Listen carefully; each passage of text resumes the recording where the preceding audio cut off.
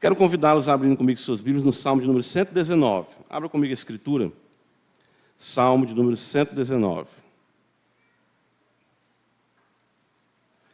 Nós vamos iniciar hoje mais uma sessão do Salmo 119. Ela tem o seu início no versículo 41 e vai até o verso 48. Então vamos ler toda a sessão, mas claro, nós vamos nos deter no verso de número 41.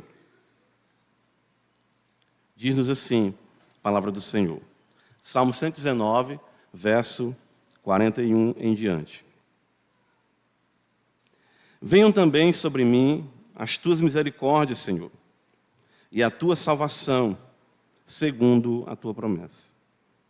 E saberei responder aos que me insultam, pois confio na tua palavra.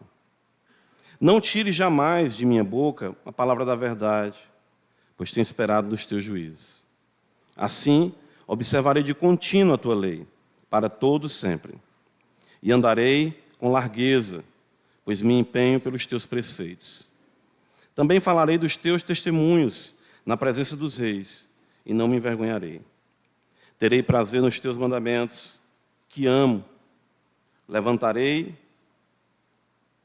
Terei prazer nos teus mandamentos, os quais eu amo.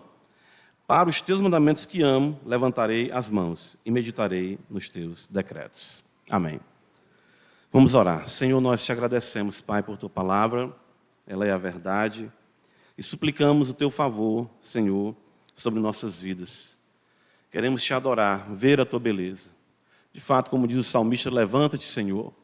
Levanta-te e resplandece ante os olhos da tua igreja no poder do Espírito Santo, para que sejamos confortados, transformados e conduzidos pela beleza do Senhor. Adorar o Senhor na beleza da sua santidade. Nos ajuda, Pai, essa manhã. Aos teus pés, tu és o nosso mestre por excelência. Sem ti, Senhor, nada podemos fazer. Então, que a tua boa mão, teu bom espírito, seja sobre nós essa manhã, a tua igreja, não só aqui na Parquelândia, mas em toda a face da terra, o teu povo, que se chama pelo teu nome, e te invoca, e te adora. Em Cristo Jesus, Pai, nos abençoa. Nós assim oramos. Amém.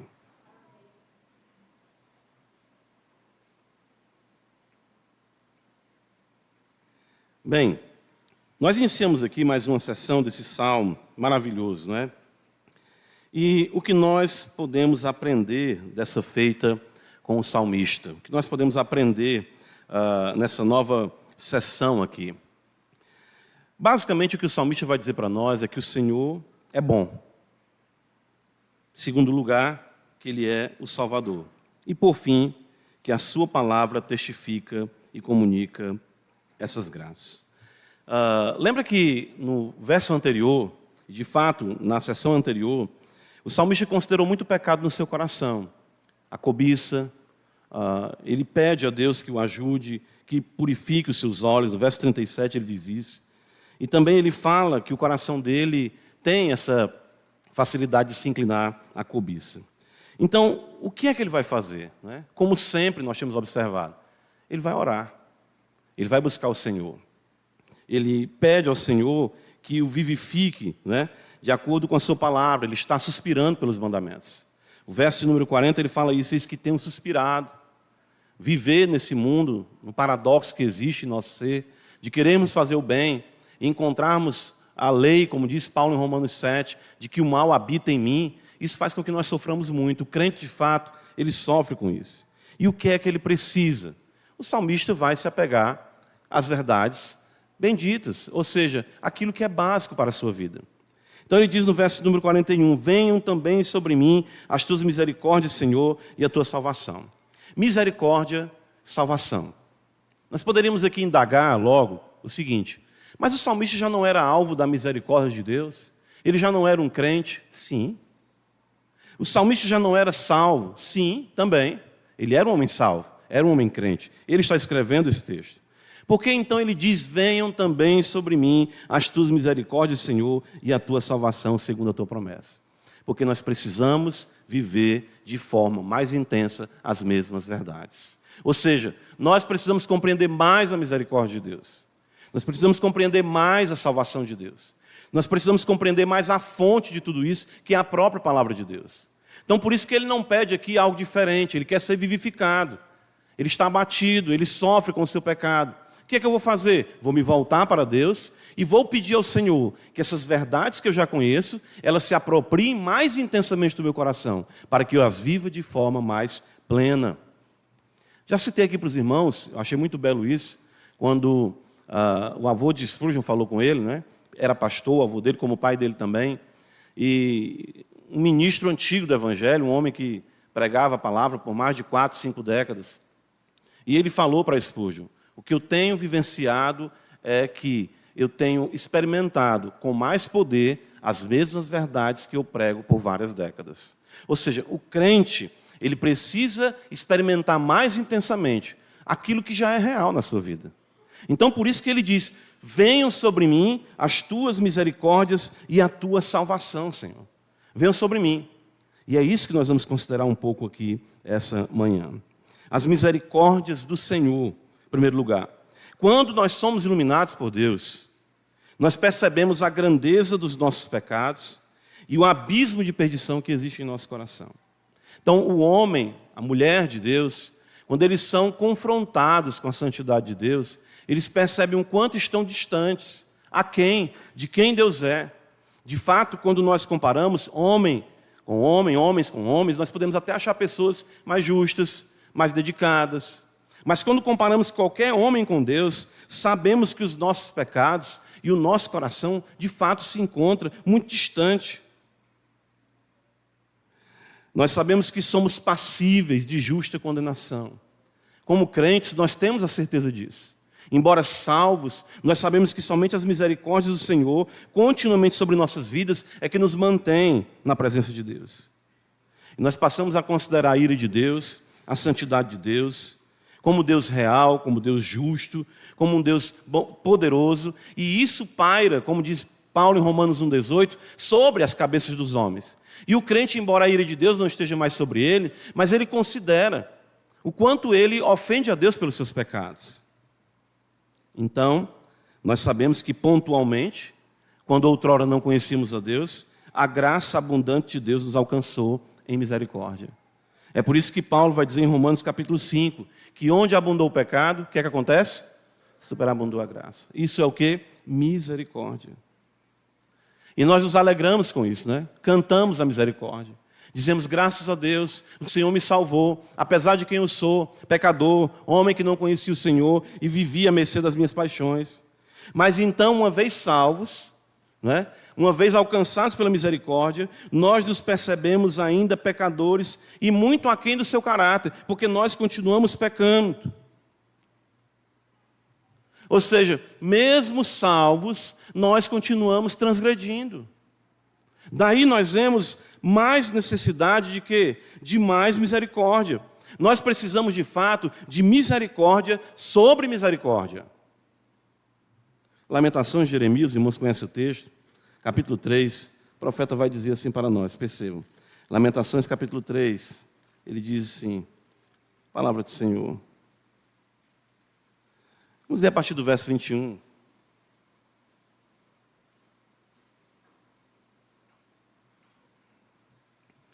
Ele diz, quero trazer à memória o que pode me dar esperança. E ele diz então, as misericórdias do Senhor são a causa de não sermos consumidos, porque suas misericórdias não têm fim, renovam-se cada manhã, grande é a tua fidelidade. Então, nós precisamos de misericórdias, é o plural. Tanto que no Salmo 119 ele diz isso, venham também sobre mim as tuas misericórdias. Todo instante nós precisamos que Deus não nos trate como nós merecemos. E mais, nós padecemos num mundo em que os males são intensos, males que cometemos e males que sofremos. Vivemos sendo perseguidos por um sistema corrupto e contrário a Deus, engendrado pelo príncipe das trevas. Está escrito isso, o diabo, príncipe deste século. Então nós vivemos numa terra perigosa, o mundo é de fato um ambiente totalmente inóspito a nós como cristãos. Nós precisamos da misericórdia do Senhor. Só o Senhor para nos preservar através da sua misericórdia. E no meio de tudo isso, irmãos, nós ainda recebemos do Senhor o chamado para imitar o seu caráter. O caráter misericordioso do nosso Deus. É por isso que em Mateus capítulo 5, veja, o Senhor Jesus vai mostrar isso para nós, de fato demandando no Sermão do Monte, quando ele afirma no versículo 7, bem-aventurados os misericordiosos, ele diz, porque alcançarão o quê? Misericórdia. Eu nunca posso ter ninguém me devendo, ou cobrar alguma coisa de alguém, porque diante de Deus, todos nós somos inadimplentes. Não tem ninguém aqui com nome limpo no Serasa Celestial. É unicamente o crédito do Altíssimo que nos permite caminhar. É unicamente o que Cristo fez. Lembra da parábola do credor incompassivo? O Senhor perdoou a ele uma dívida enorme. O rei perdoou uma dívida enorme àquele homem. Ele não tinha como pagar. Aí ele encontra, né? Geralmente as pessoas gostam de usar o exemplo. Ele devia $1 milhão, ele nunca poderia pagar, até mais do que $1 milhão. Aí ele encontra alguém que deve a ele $100. Depois de perdoado, ele pega aquele homem, né, pelas bitacas e diz, paga-me o que me deve. E ele diz, não, tem paciência que eu vou te pagar. Ele diz, não. Lançou ele na prisão e só tiraria ele de lá quando ele quitasse a sua dívida. O que foi que Deus disse, né, na parábola ali? Servo mau e infiel. Não foi perdoada a tua dívida, tu não foi alcançado por misericórdia, porque tu também não mostra misericórdia.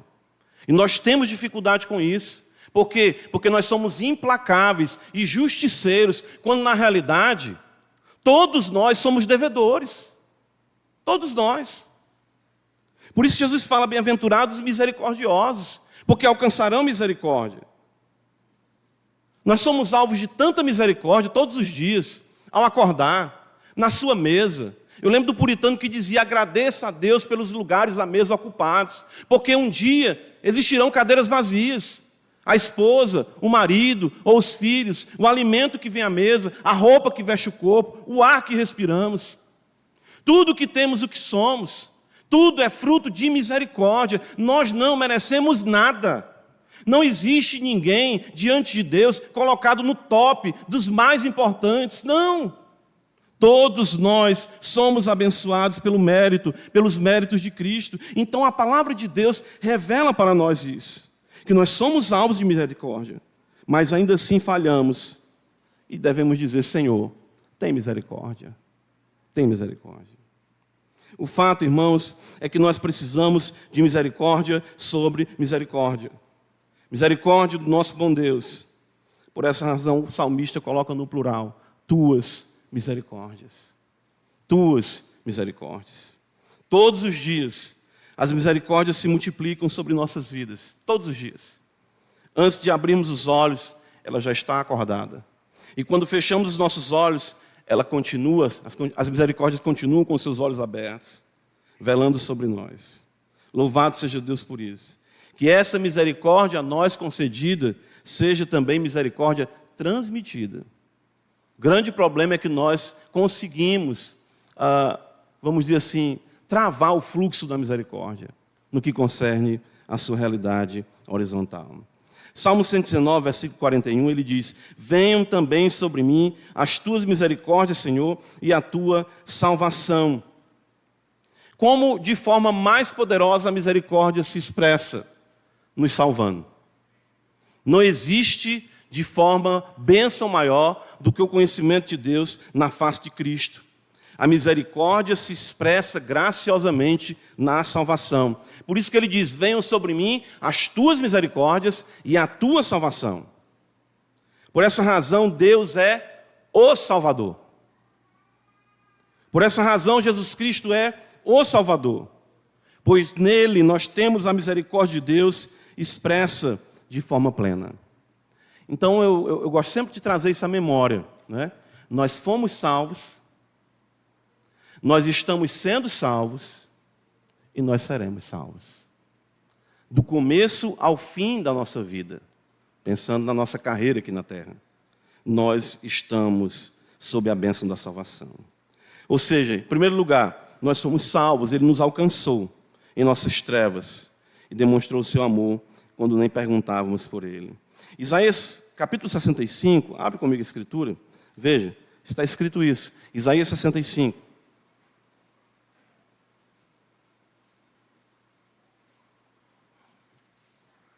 A palavra de Deus diz assim: fui buscado pelos que não perguntavam por mim, fui achado por aqueles que não me buscavam. A um povo que não se chamava do meu nome, eu disse: eis-me aqui, eis-me aqui. O que é isso? Salvação, Deus nos buscou. Nós não perguntávamos pelo Senhor, nem sabíamos de nada. Vivíamos entregues às nossas paixões, mas o Senhor nos chamou. A salvação do Senhor é um fato que se desenvolve também em nossa vida. Ela é perfeita, plena. Aquilo que nós chamamos de santificação é aquilo que nós estamos recebendo da parte de Deus, ou de fato sendo trabalhados pelo Espírito, conformados à imagem de Cristo. A graça que nos alcançou, e aqui é importante entendermos isso, é a graça que não nos larga. Ela não nos deixa. E mesmo em meio aos nossos tropeços e rebeldias, ela avança, nos conformando à imagem de Cristo em abundante misericórdia. Lamentavelmente pode acontecer isso. O Senhor até fala assim: o teu pai e a tua mãe podem te desamparar, mas eu nunca te deixarei. Não é isso? Não era para ser assim, mas um cônjuge pode ser abandonado. Mas o Senhor diz: eu nunca te deixarei.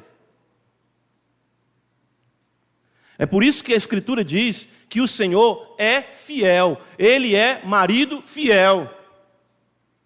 Ele não nos larga. Isso é a salvação operando em nossa vida. Gênesis capítulo 28, eu gosto desse texto. Quando o Senhor fala com Jacó, nós sabemos que Jacó era crente. Ele tinha as suas incoerências. Ele tentava obter a bênção por meios, por subterfúgios que de fato não era aquilo que Deus queria para a sua vida. Enganou, suplantador, enfim, teve que sair de casa corrido, com a espada do irmão sobre a sua cabeça, ou seja, em tempo de alcançá-lo. Enganou o seu pai, como nós sabemos. Mas interessante, esse era um homem crente. Como é que pode isso? Como é que pode isso? Esaú, embora fosse correto, ou, vamos dizer assim, politicamente correto, não tinha o seu coração reto para com o Senhor. Mas Jacó, com a vida toda tortuosa, mas ele queria as coisas de Deus. Ele precisava saber como querer e, de fato, como proceder. Mas olha o que Deus fala para ele. Ele está fugindo, Deus fala para ele quando se revela ali, naquele lugar, naquelas pedras onde ele havia feito uma delas seu travesseiro. E o Senhor fala para ele, no versículo 15 de Gênesis 28. Eis que eu estou contigo. Senhor, tu não tinha uma companhia melhor, não? Não, é porque eu gosto de salvar o perdido. O Filho do Homem veio buscar e salvar quem? Perdido. Eu e você, Jacó estava cortado da nossa relação. Se dependesse de mim e de você, o Salmo 23 lido hoje deveria ser expurgado da Bíblia. Porque Davi fez o quê? Adulterou com Batseba. Mas você lê o Salmo 23, não lê? Tome isso em consideração. O Senhor diz para Jacó: eu estou contigo e te guardarei por onde quer que fores, e te farei voltar a esta terra, porque te não desampararei até cumprir aquilo que te hei referido. Eu não vou te deixar enquanto eu não fazer você parecido comigo. E tinha muita coisa para Jacó aprender. Deus coloca na vida dele quem? Labão. Ei, Labão. Labão, de fato, ele experimentou o engano que ele havia produzido, com a sua família. Fato, irmãos, é que nós fomos salvos, estamos sendo salvos, e seremos salvos. Ou seja, um dia toda essa luta vai findar. Eu estou ainda tentando me convencer. Vou dizer uma coisa, pastor, mas que coisa tão basilar, mas é a sua mesma luta. De que a gente não vai ter descanso aqui. Mas a gente foi incutido em nós, eu acredito que é um pouco da teologia da prosperidade que adentrou no contexto reformado. De que se nós caminharmos com Deus, nada de mal nos acometerá. De fato, o que a Escritura nos promete é que o mal, de fato, a perdição, o afastar-se de Deus, isso não nos acometerá. Mas Jesus falou, no mundo tereis tribulações. No mundo tereis tribulações. Teremos a vitória sobre nossos pecados, no final de tudo. Teremos a vitória sobre a corrupção do nosso corpo. Teremos a vitória sobre nossos inimigos. Teremos a vitória plena sobre esse mundo. Teremos a vitória plena sobre Satanás. Quando a salvação se concretizar. Plenamente. Romanos capítulo 16, veja a Escritura diz assim para nós. Lembra que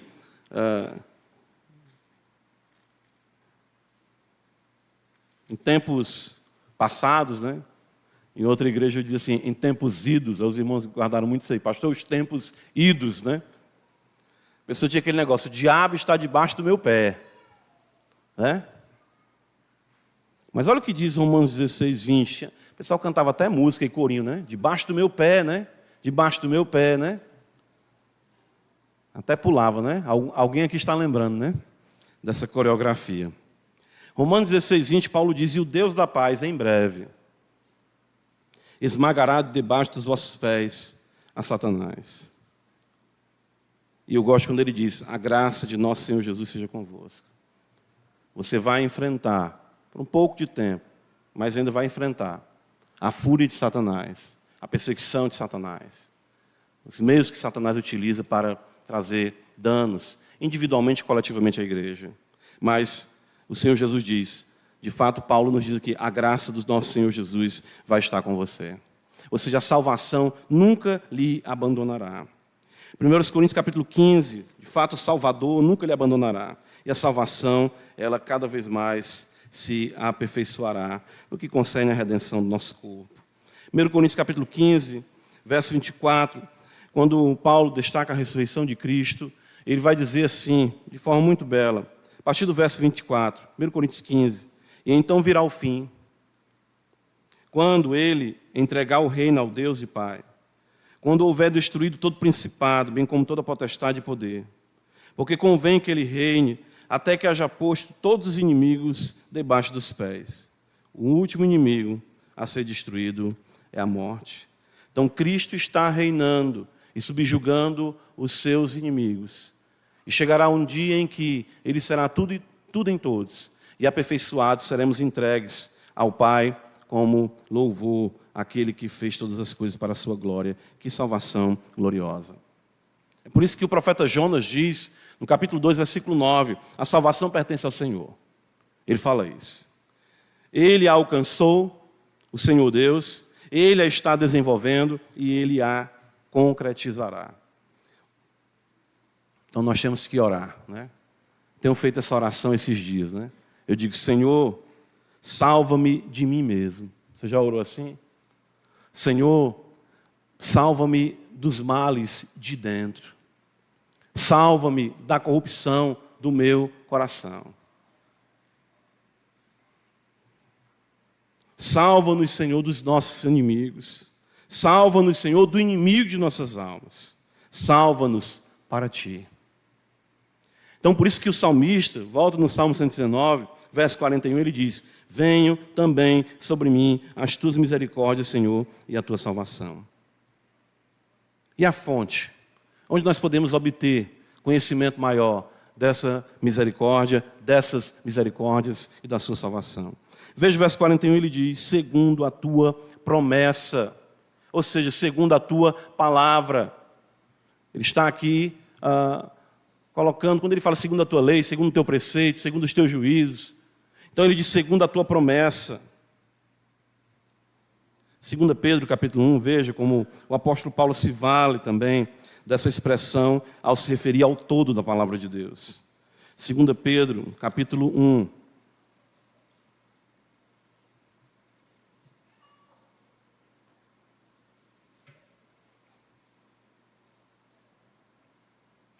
Pedro nos diz assim, a partir do verso 3, visto como pelo seu divino poder nos têm sido doadas todas as coisas que conduzem à vida e à piedade, pelo conhecimento completo daquele que nos chamou para a sua própria glória e virtude, pelas quais nos têm sido doadas as suas preciosas e muito grandes, o que está escrito aí?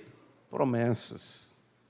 Para que por elas, pelas promessas, ou seja, pela promessa, pela palavra, vos torneis co-participantes da natureza divina, livrando-vos da corrupção das paixões que há no mundo. O que é que Pedro está dizendo e o salmista também? Você vai entender e experimentar mais a misericórdia de Deus através da palavra de Deus. Você vai entender e experimentar mais da salvação de Deus através da palavra de Deus. Nunca as benesses de Deus estão desancoradas da sua palavra. Nunca. Como nós conhecemos suas misericórdias? Como nós conhecemos a sua salvação? Pela sua palavra. De fato, foi a palavra misericordiosa e salvadora que nos alcançou. O Senhor falou e assim se fez. Louvado seja Deus por isso. Em Cristo, nós temos, claro, o Verbo eterno. Nós temos a manifestação plena da misericórdia e da salvação. Evangelho de João, abre comigo capítulo 1. Veja, João diz para nós assim, João capítulo 1, verso de número 16. Ele diz, porque todos nós, ele diz, temos recebido da sua plenitude, e olha o que está escrito, graça sobre graça. A palavra se revestiu de carne, num ato puro de amor e misericórdia, pois só assim nós tivemos acesso a tão grandiosa salvação. Então os irmãos percebem, sendo assim, a semelhança do salmista, nós devemos nos voltar para a palavra, pois a mesma nos remete ao próprio Deus em Cristo. A palavra nos revela o quê? Misericórdia, salvação. E essa palavra se encarnou. Cristo é a misericórdia e a salvação de Deus. Por isso que a palavra sempre vai nos levar para Cristo. E, consequentemente, Cristo para Deus o Pai. É importante isso. Você vê que ele caminhando com os discípulos de Emaús, Lucas registra que ele começou a falar para os discípulos de tudo que constava dele nas Escrituras. E Pedro diz, Cristo morreu pelos nossos pecados, para nos conduzir a Deus. A palavra continuará nos nutrindo e fazendo-nos conhecer e amar mais e mais a Deus, por suas infinitas misericórdias e por sua gloriosa salvação. É por isso que o profeta Oséias, no capítulo 6, ele vai dizer para nós, olha o que está escrito, os irmãos conhecem esse texto. Oséias 6, diz, no verso 3, conheçamos e prossigamos em conhecer ao Senhor. Uma alva, a sua vinda é certa, e ele descerá sobre nós como chuva serôdia que rega a terra. Agora, pega essa linguagem da chuva que vem sobre o homem, da chuva que cai sobre a terra, e lembre do que o salmista está dizendo. Venha sobre mim as tuas misericórdias e a tua salvação. Ainda existe muita coisa para amadurecer em nossas vidas. E nós precisamos dessa chuva serôdia. Ou seja, para amadurecer a nossa compreensão da misericórdia e da salvação. Irmãos, em nossas mãos nós temos o livro da misericórdia e da salvação. É isso que nós temos. A Santa Palavra nos ensina acerca da palavra encarnada, na qual temos misericórdia e salvação. Que o bom Deus opere em nós, mediante o poder da sua palavra. Nós precisamos disso. Então, acima de tudo que Deus misericordioso, que Salvador glorioso e que palavra bendita. Amém? Graças te damos, Senhor, por tua palavra. Que as tuas misericórdias sejam sobre nossas vidas. Misericórdia experimentada, misericórdia transmitida. Que a salvação tão gloriosa que nos alcançou nunca nos deixe, Senhor, mas opere em nós aquilo que o Senhor intentou para as nossas vidas. E que nos apeguemos cada vez mais à palavra escrita, a palavra do Deus vivo, a palavra que se fez carne, porque nele nós temos misericórdia e salvação. Abençoa a tua igreja. Nos ajuda, Pai, em Cristo Jesus, nosso Senhor. Amém.